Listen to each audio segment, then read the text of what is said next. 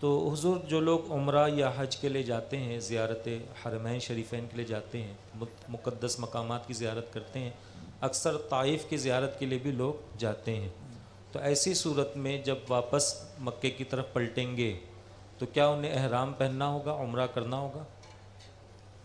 اگر طائف چلے گئے جی تو وہ میقات سے باہر ہو گئے، تقریباً 170-75 کلومیٹر دوری پر رہتا ہے جی اور میقات سے باہر ہو جاتا ہے۔ اب جب وہ واپس ہوگا تو اس پر واجب ہے کہ مکہ شریف آنے کے لیے احرام باندھے۔ جی وہ احرام عمرے کا بھی ہو سکتا ہے اور حج کا زمانہ ہو تو حج کا بھی ہو سکتا ہے۔ جی حضور احرام باندھ کر آنا اس کے اوپر ضروری ہے، جی عمرے کا احرام باندھ کر آئے اور عمرہ کر لے۔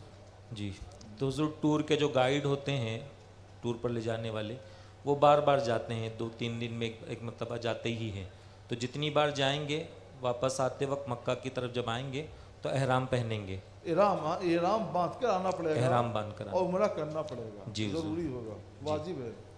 جزاک اللہ حضرت۔ حضرت ایک سوال اور ہے اس میں کہ حج ہی کے حوالے سے صاحب استطاعت کب کہلائے گا؟ اس کے لیے تو خود قرآن پاک میں وضاحت موجود ہے، للہ علی الناس حج البیت من استطاع الیہ سبیلا۔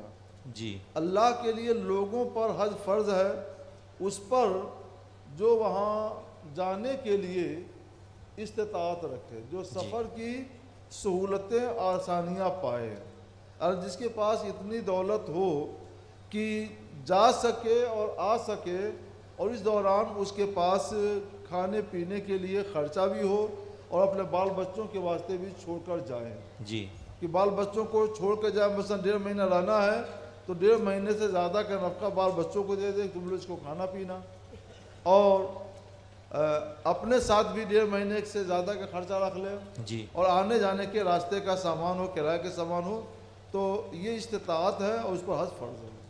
تو حضور یہ جو استطاعت ہے، یعنی اگر کسی کے پاس اتنا مال آ گیا کہ گھر والوں کو بھی انتظام ہو جائے اور خود کا بھی سفر میں انتظام ہو جائے، تو حضور یہ مال آنا ایام حج میں ہے یا ایام حج سے پہلے ہے؟ یعنی اگر ماہ رمضان میں آ گیا مال یا اس سے پہلے آ گیا تو کیا اس سال کا حج اس پر فرض ہوگا؟ اگر اسے سمجھ میں آتا ہے کہ یہ مال اس کے پاس حج تک باقی رہے گا جی تو اس پر فرض ہے۔